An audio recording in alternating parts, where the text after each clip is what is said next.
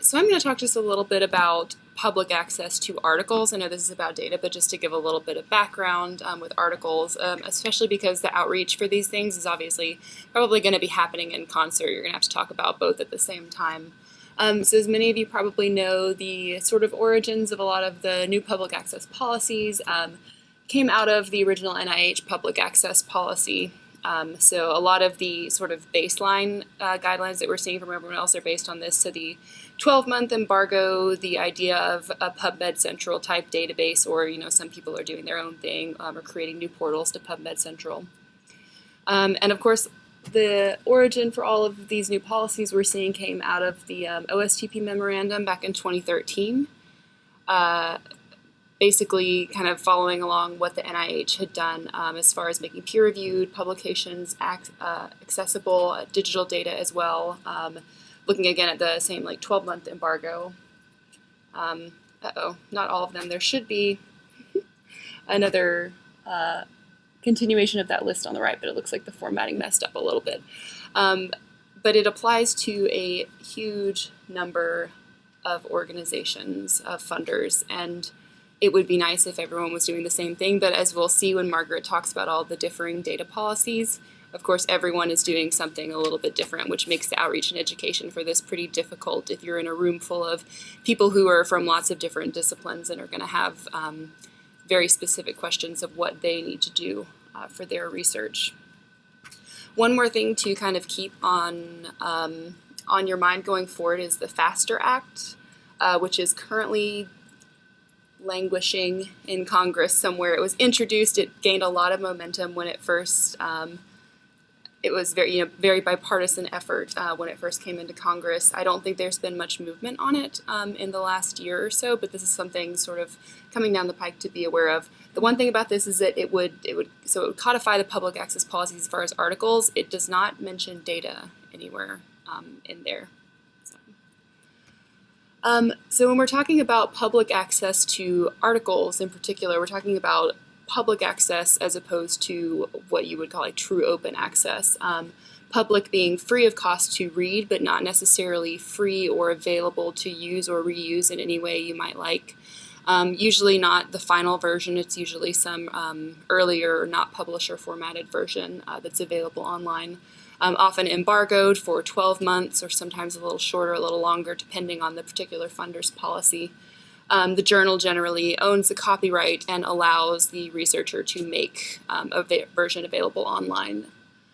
True open would be free of cost to read, free to use, reuse, no traditional licensing restrictions, no embargoes. Author would retain their own copyright and would grant permissions or license it under something like Creative Commons for reuse. Data is interesting because in order to be useful, it's going to need to fall more on the open end of this so that you are allowed to download, reuse without restrictions on how you can do that. So what about data in terms of the public access? Well, there is compliance. So compliance falls under having a data management plan in the beginning, and obviously following through with the plan and the compliance with data sharing at the end when you are ready to publish. Interesting question of sort of where is it on the public versus open access? How much reuse are you going to allow when you make your data available? Obviously, like I said, outreach and education for articles and data are going to happen together. So I want to, before I switch over to Margaret, I want to talk a little bit about what is sometimes termed sort of the research life cycle or the timeline of what you go through when you are doing your research and publishing, especially as it looks when you are trying to comply with funder mandates. So obviously the first step, data management, you write your data management plan into your grant, you get the funding, hopefully, and then over the course of your research, you do the data management, you follow through with that plan. When you're ready to publish, very important when you have grant funding, even more so than usual probably, is checking the author's rights and the data policies in that contract. Negotiate if necessary, because a very bad scenario would be to sign something that does not actually allow you to comply with your funder's mandates. It's good that a lot of contracts that I'm seeing lately have almost like a very clear demarcated box that just says check here if you have a funder that has a public access policy and you will, have all the rights that you need in order to do what your funder is requiring. Another thing to do is to, well, this will really be earlier, but write the cost of data storage into the grant. And then do the same with publishing costs if you want to, go open access, and there may be authors' fees. So after you are ready to publish your article, you've got to start thinking about depositing your data.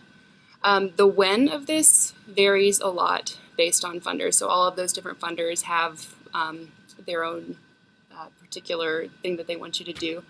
A lot of them say when the article is accepted for publication, so that doesn't necessarily mean that it is available online yet. It might just be when you get the letter saying yes, which is interesting because it's kind of nebulous as to when exactly that is. Some say 30 months after collecting the data, your data should be up by then. Some say upon publication, so at the time that the article is available online. Some just say within a reasonable time period. But one thing to keep in mind is that it is not when the embargo period is over. So it needs to be up not when your public access version is made available, but when the article is published by the publisher. Where is also going to depend very much on which funder you're working with. And then you want to make sure that you find a way to sort of link data to your article. Both when I think, when the original version of record article goes up online and the public access version as well. And the next after that is, making data decisions, giving your data an identifier, licensing your data for reuse. And I think, and as I said, make sure you deposit, so the next step after data, when the embargo period is over, the last step, probably 12 months after it went out, so when you are absolutely probably not thinking about that last research article, you have moved on completely to something else, is time to deposit the article. A lot of publishers now are offering the service of depositing the article for you, but you do need to make sure that they do it, because there has been, I think I've got one right here, this was a very recent article that came out. Wellcome was sort of lightly threatening to stop allowing their researchers to publish with, I think, a couple, Wiley and Elsevier, because they were failing so many times to actually follow through with the service they said they were providing of making articles publicly available. So that is a very, very important thing, is to, you can rely on the publisher, but you're going to need to go check, because ultimately it is on the researcher and not the publisher to follow through with that and make it available. And with that, I believe we are ready to move over to you. I always like to, at these points, I interject cartoons, because this is all, compliance stuff is not fun. So I'll like the upturned microscope with the real scientist and the movie scientist, and I've used these in data talks when I'm working with researchers, and they laugh and cry kind of when they read these things. So anyway, federal requirements, and Hillary's gone over some of these. I'm specifically looking at the ones related to data. So the NIH data sharing policy, which has been around for quite a while for really large grants. And I think the thing to remember with all of these is with the compliance part of it is they say they want them, but that doesn't necessarily mean things are going to happen. And this is one of the things we're finding out. I have talked to a researcher who, as long as somebody wrote in a couple of sentences about sharing, the reviewer, all they had to do was sort of check the box, yes, they did that, and it went through. Nobody evaluated it. It wasn't like things were even sent back in some cases. The only one I know of that got sent back without a data sharing policy was because there was a lot of other stuff wrong with it. So it wasn't just that, but that was one of the things they listed. And so we still don't know what's being sent back and why. So to the best of our ability, we have to say, okay, you should put in a sentence about this. You should put in something like this. So you just try to get them to do what they can. The genomic data sharing policy, hopefully, if you've got anybody doing this, they know how to do this, because this is not the fun part. So there are lots of regulations. And like I said, hopefully, if you've got a genomics center, our people in our area, our high performance computing center who do this, They know where they have to deposit. They know what they have to do. And we just hope it continues that way because we don't have an expert on that. And I don't want to be an expert. NSF, it's the same thing. So we're starting out, we have all these two agencies, NSF and NIH, that have some sharing. Some of the other agencies did also have for some grants. Just like the NIH was for large grants, they also had some data sharing, some data management plan at places like DOE and DOD. So those policies have all come together now, and this is thanks to Amanda Whitmire. Again, if you want to use this in your talk, sometimes compliance officers kind of get this. I use this for them. So the one memo to rule them all has come out, and I think the important thing that the researchers need to realize is the government wants their data that's available to use for the public to make things, out there, and new things can be developed from it. And it's got to be digital data as far as the OSTP is concerned. So 3 years later, 3 years after that, basically, I'm reviewing these things, trying to bring something together so that you have some sense of a generalization that you can use as you're trying to teach this or talk to people about this. Because in the end, everything is going to depend on what that grant request says. You still have to always go back to that if you're helping somebody. But in the meantime, everybody says they're going to require a data management plan. We don't know what they want in it, if they're going to be as explicit like NSF. We still don't know for most of the agencies. There's still nothing general, nothing generic. And the thing that's important here is within that, not all data needs to be shared or preserved. And this is from the DOE third principle. It goes with everything. I was helping somebody with a PCORI data management plan, and they say things, it's the same things that PCORI is, the Patient-Centered Outcomes Research Institute. I can't believe I remembered that acronym. Anyway, so they're saying, no, not all data needs to be shared. Not all data needs to be saved after 5 years after the grant has ended. That's fine, but your data management plan needs to say why. And so that, again, it remains to be seen whether that's going to be acceptable when these start coming through. Department of Energy and NSF have indicated they will review and evaluate DMPs. They're actually going to start scoring them. Again, we'll believe it when we see it. Hopefully, there's another meeting in Atlanta in May where we're going to have a couple of the officers there, and hopefully we'll start to get some sense of whether they really are going to be starting to mark these.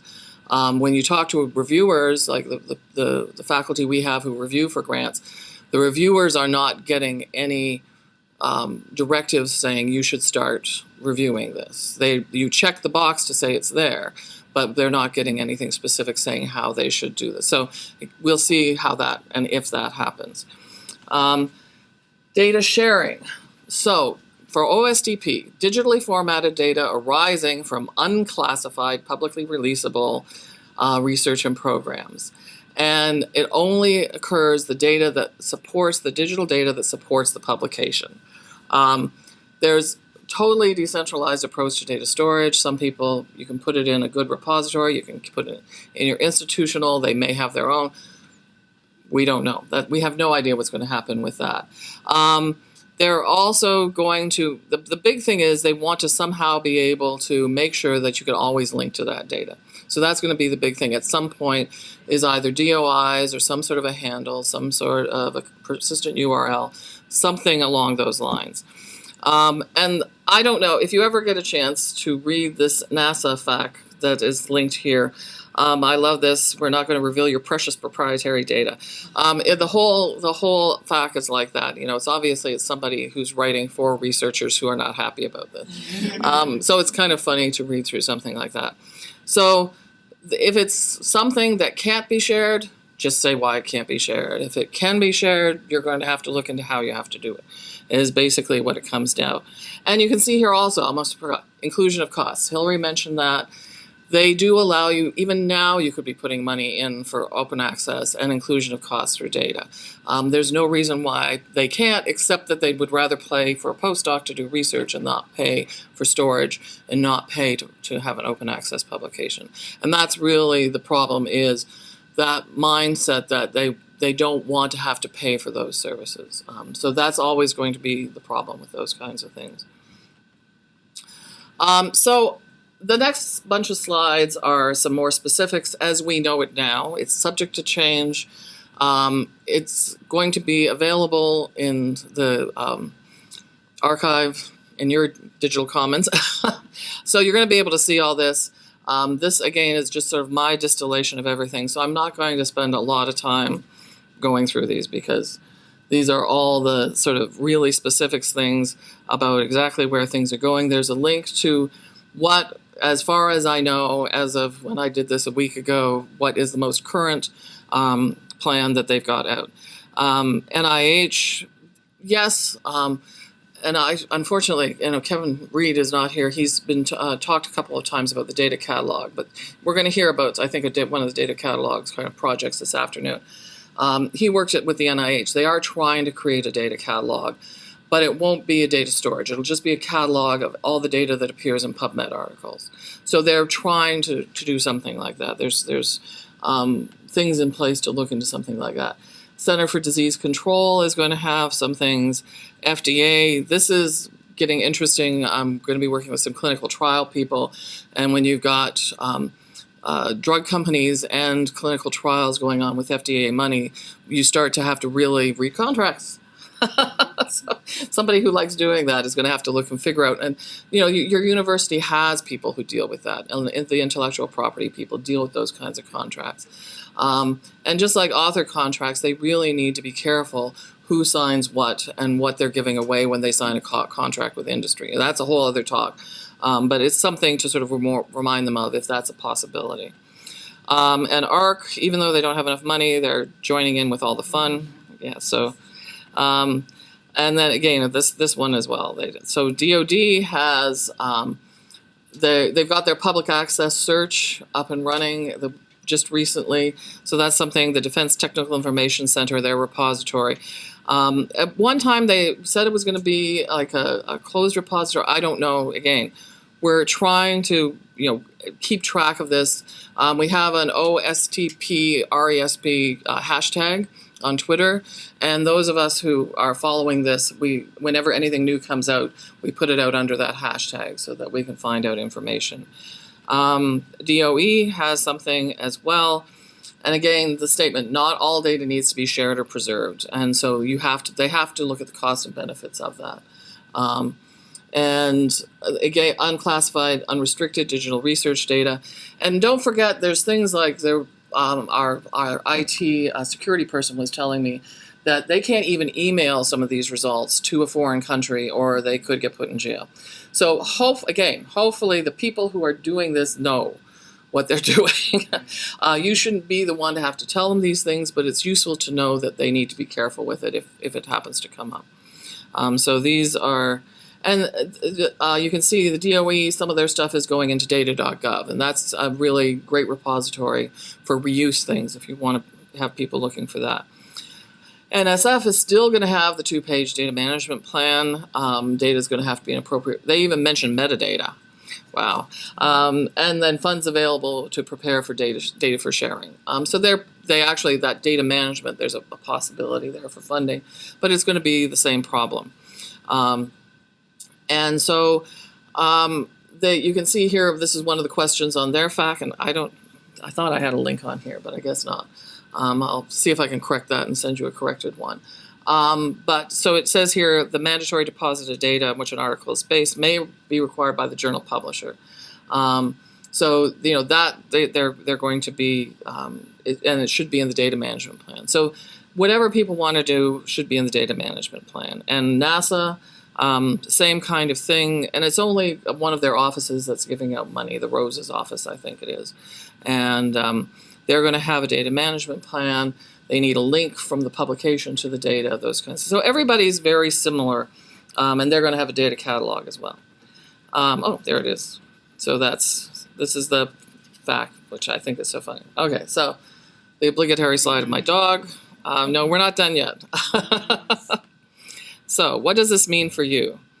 I think the big thing is read what data is.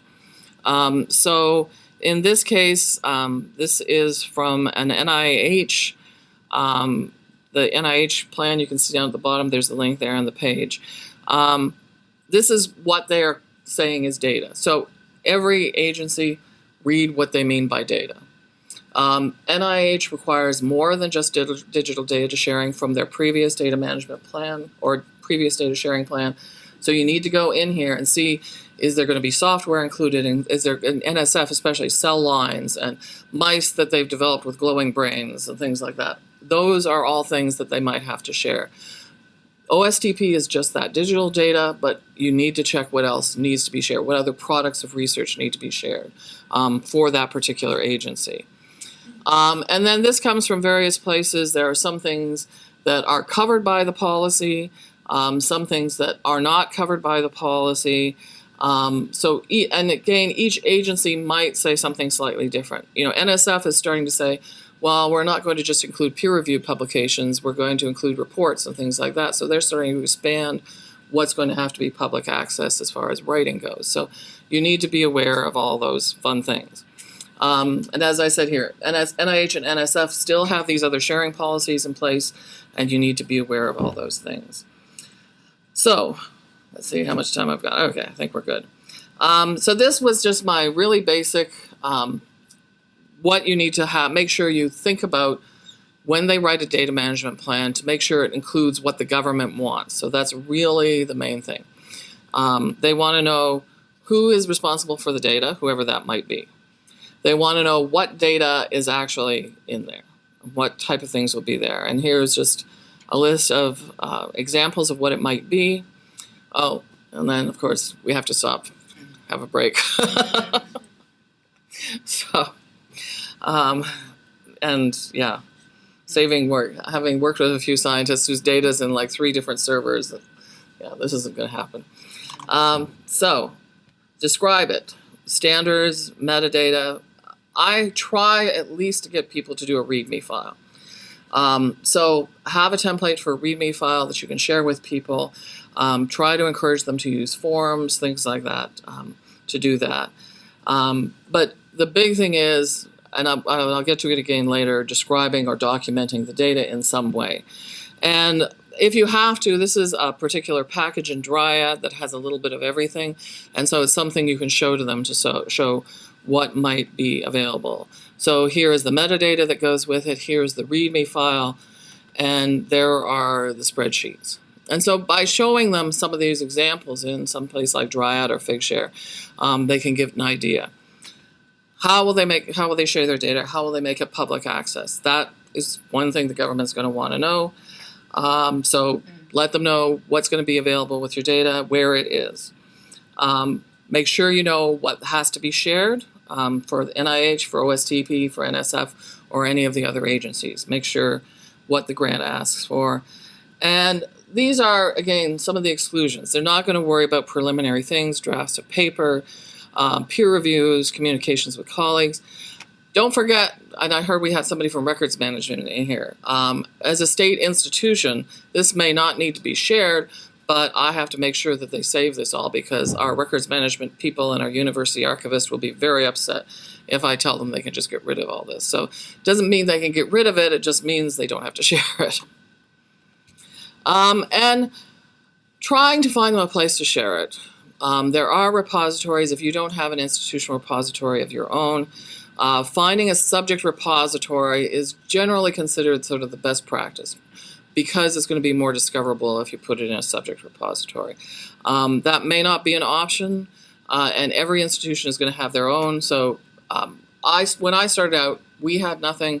We had no money. We had nothing anywhere. I said, go put it in Figshare. Go put it in a Dryad, somewhere where it's free, because nobody, of course, wants to pay. Even though we have a membership in ICPSR, you still have to pay a little bit if you want to deposit it there. So I said, go put it wherever you want. So you try to help them however you can. Sharing with the article is make sure you check the contract, depending on whether you're going to deposit it independently, but if you're in some way depositing with the publisher, especially now that Elsevier has Mendeley and Mendeley data, please tell them to be very careful of the contracts that they're looking at. I mean, if there's something in that contract that restricts the data in some way that doesn't go with the IP policy at your institution, which you should all be reading, that's going to be a problem. So you really need to be aware of all of that.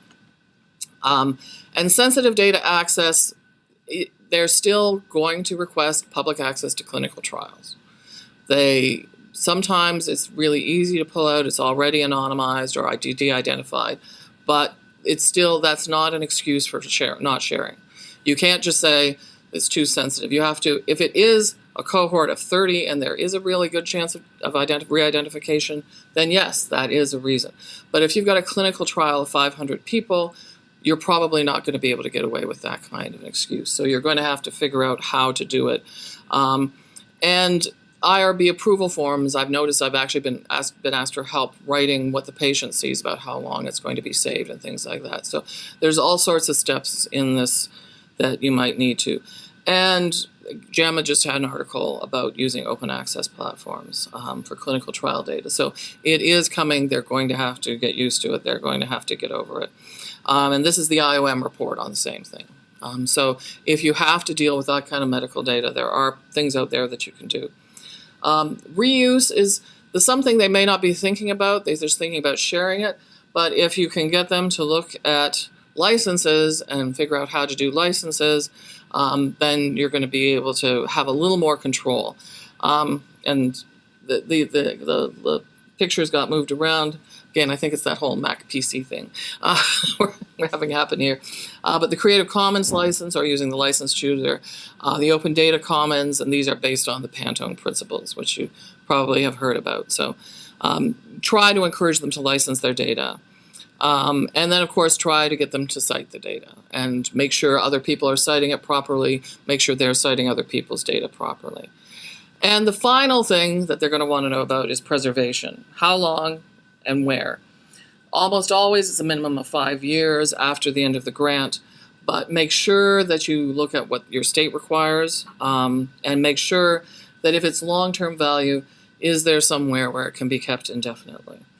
And when we talk about data management, even if OSTP is just about the digital data that supports an article, don't forget the print.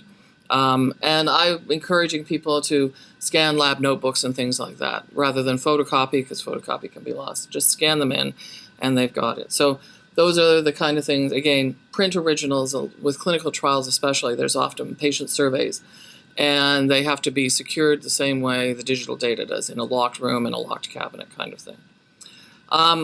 And this is what I've been starting to really push on people, is that there is an exception with the data that supports an article. Because if you have been watching Retraction Watch, you should be. There are getting to be more and more articles that are retracted over 5 years after the article has been published. And assuming that the publication is the end of a grant, right? There's 10 years, there's 12 years, there's 15 years, all sorts of things like that. And, 9 years, whatever. And so they are being retracted because data cannot be found. In some cases, it was forged data and they got rid of it for a reason. But in other cases, they just can't find it, which we're not sure. In this case, it's hard to tell. The one where the researcher lost it in a manure pile, and then his sister's dog ate the photocopy of the lab notebook, and then he reused the data that he had on the computer and analyzed it, and he doesn't know where the raw data is. That's probably a forgery. But this one, it's very hard to tell because the institution went under. They don't work there anymore. Who knows where the data is. So there's no rules that you had to keep the data, she says. And that's not enough. There's 2 papers that have been retracted. So this is kind of what I finish off with when I work with them, saying, keep the paper, keep the PDF, keep the final manuscript copy that you can use for sharing, and then keep a folder with the data that supports it with a README file that says exactly what it is. So if somebody uses that data and your README file, they will get exactly the same results you did. And that's the new NIH rigor and reproducibility. And if it goes the way of everything else, if NIH has it eventually, all the others will get to it as well. And so it's something we probably all have to think about. But I'm pushing this more so than saying compliance with the government, because this is what they're worried about, is the retraction. And if I can get them here, then I can help them with other things down the road to make sure this happens. So that's how I've been working with them. And so we have to finish with a comic because it's all so depressing thinking about what the scientists are doing with their stuff. And so, yes, and I have had computer crash incidents, and it's not fun. Okay, so I'm going to talk just a little bit about some kind of outreach strategies and things that we have been doing at our institution, starting with three kind of humorous but pretty serious, I would say in this order, conversations to try to have with people when they ask, why do I have to do this? Well, there is the concept because we ought to, because it is the right thing, it's good for science, it's good for research. That can be a little too pie in the sky for some people, so maybe you need to go a little beyond that because we should have been doing it all along. This is something that has caused problems because we haven't been doing it, so we need to start. And if that doesn't work, there is, of course, because we have to, because you're not going to get funding if you don't do it. You're going to get in trouble if you don't. These next three slides came from, I believe, Spark, and it's kind of like a why open access is a positive thing. It's got a lot of really good reasons that you can kind of pick and choose from depending on who you're talking to. So why for researchers? Well, it increases people's ability to find and use literature. It can increase citations, new avenues for discovery, interdisciplinary research, accelerating the pace of research, all of these really great reasons why sharing things, articles and data publicly are beneficial. There's, of course, why for research funders to help people understand why they're being asked to do this. Return on investment, better way to manage their research portfolio, avoid funding duplicative research, transparency and greater interaction and use of the funded research. Talking to administrators, of course, why educational institutions think that openness or public access is a good idea. Of course, it contributes to a core mission of advancing knowledge at our institutions. Providing access increases competitiveness, good for students, good for quality of education all around. Lots of really great reasons why these new public access policies are happening. There is, of course, because we should have been doing it all along, and as Margaret mentioned, Retraction Watch, you can just direct them to this website and show them people weren't doing this 5, 10, or more years ago, and it's still having ramifications today if they can't provide data to back up their journal articles. There are a lot of course, initiatives around this that are bringing this to light. For example, Center of Open Science is doing a lot of reproducibility studies to look at sort of seminal research that has happened around things like psychology or cancer studies and are finding, making very publicly known that this is kind of a crisis in our research because we're not able to reproduce a lot of our results. And of course there is because we have to, and I think you mentioned the one example, where something got sent back partially because there was no data management plan. It remains to be seen if people are losing funding over not complying with this. There have been a couple of cases, I think at least NIH-wise, because their policy has been around for so long, where people are, I guess, applying for more funding and they're looking at their records and saying, hey, your articles from 5 years ago, they're not publicly available. You need to go back and make sure that you do this. And then people are having to sort of scramble and find the correct version of the article their publisher will allow them to make publicly available. So some examples like that can be really helpful when you're describing to people why this is so important for them to add to, of course, the many other things that researchers are doing. So we have created, or Margaret has created, this great guide, this table here in our research guides about complying with public access mandates, and we just got this table here where basically when there are updates, someone tweets with the Twitter hashtag or new policies come out, we add this to this table here. It's really, really helpful resource to have because our promotional materials direct people here, so when we get questions from 5 different people who all need to know something different, we can direct everyone here and give them a good idea of what their particular funder is going to require them to do. we have, Margaret handed out, I think, some examples of this.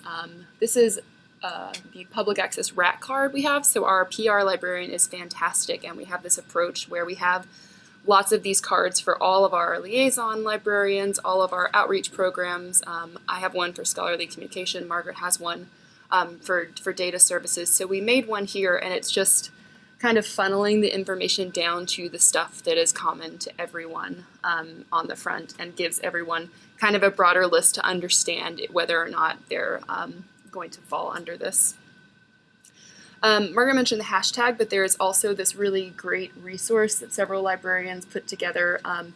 It is just a Google Doc about OSTP policies. The link is down there at the bottom. They welcome anyone to contribute to it if you find something that is missing from this. And this is very much live, so new things are added as they come out. It's a really, really great place. Mine occasionally gets hacked. Does it?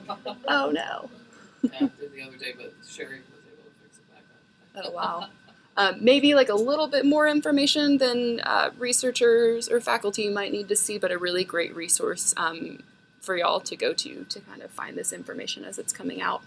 I have so I work at the Smithsonian, and all these, the OSTP memo has created some real challenges, I think, because they didn't understand the domain responses to this already, and so internally it's been funny to see how the reaction internally to this. And so Smithsonian, the Office of Scholarly Communications person decided, I'm going to take this on my shoulders and I'm going to respond, right? And responded.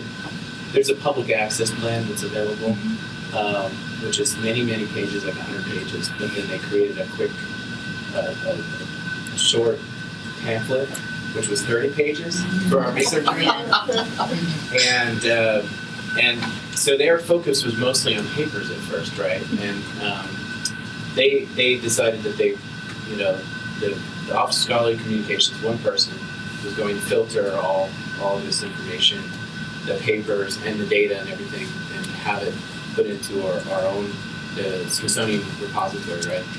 We just recently had a meeting with all of our astronomers who were up in arms because we already have systems available. We have archives. And one of the statements was, you can have Chandra X-ray observatory data. Sure, have it. And they had no knowledge of how to handle this, right? And so right now we're having real challenges because they felt like they had to respond to this memo and have a front policy. But I think I was going to ask you, Margaret, like, are there, I know there was going to be a meeting of all the, with the OSTP and some of the, like DOE and other places to come back to this and say, because I think underlying it all, there have been these challenges, and no one's hearing about them, but they are happening, and it's caused some chaos, right? Like, for instance, locally too, the NASA astrophysics data systems was a natural repository for papers, but they decided to send them to PubMed, right?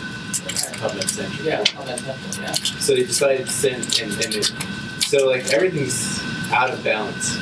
And and it will be interesting. I mean, the 3-year follow-up from the White House, the White House data, that made it sound like everything was all fine and dandy. That's why I'm looking forward to RDAP, because I'm hoping, because we're going to have some actual program officers there, that they might have more information. But when I have asked people and tried to talk to people, yes, there is frustration because some of these domains, some of these disciplines already have things in place to take care of it. And for whatever reason, I know somebody in the Geological Survey is saying the same thing.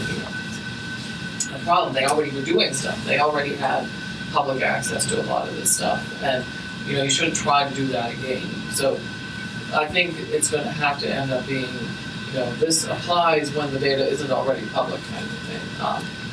Hopefully that's what they'll have to do. But yes, I think they're going to have to, and right now there's no teeth to OSTP.